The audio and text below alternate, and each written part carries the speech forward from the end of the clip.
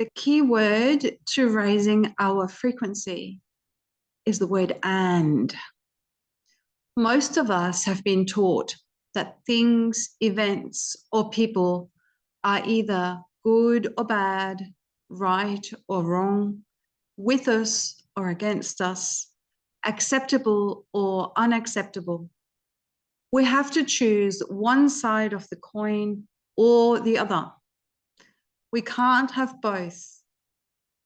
Living in a world of duality, we are taught that certain aspects of us are unacceptable, undesirable, dirty, wrong, not good enough, and that they need to be hidden away. We do this so well that we often don't realize ourselves that those parts are still there and are indeed ours.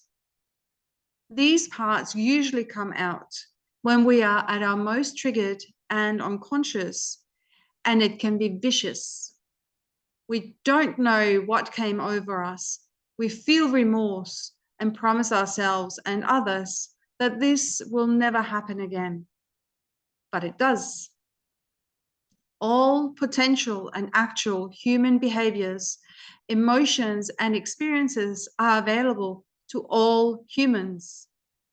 Each of us is capable of being self-righteous or inconsiderate or selfish or cruel, just as much as each of us is capable of being loving and caring and compassionate and kind.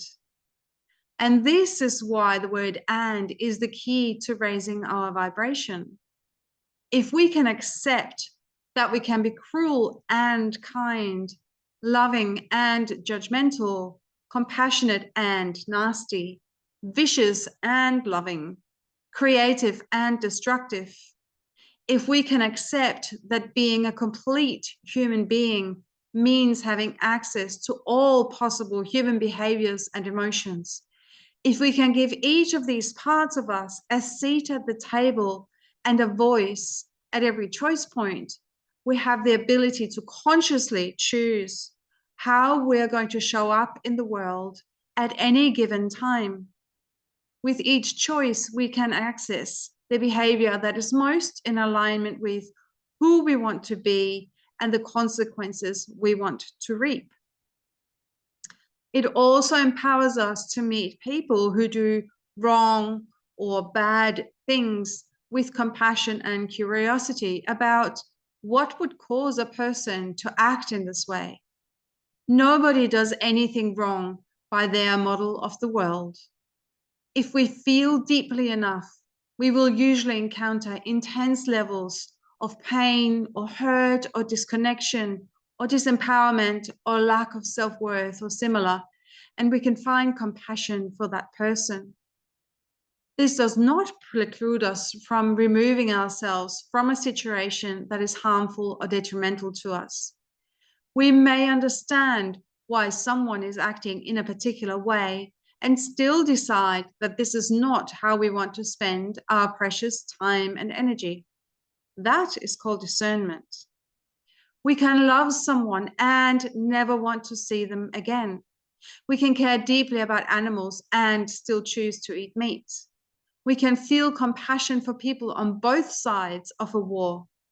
We can observe someone living their life in a way that we would definitely not choose for ourselves and still be at peace with them. Knowing that we might, under certain circumstances, do exactly the same thing as what we are currently judging someone else for doing moves us deeper into acceptance and compassion. It softens the line between them and us because we realize we are more alike than we are different. We can see both sides of the coin, and in doing so, we start relaxing into the full experience of a glorious, flawed, inimitable, unique humanness. And in doing so, we raise our frequency.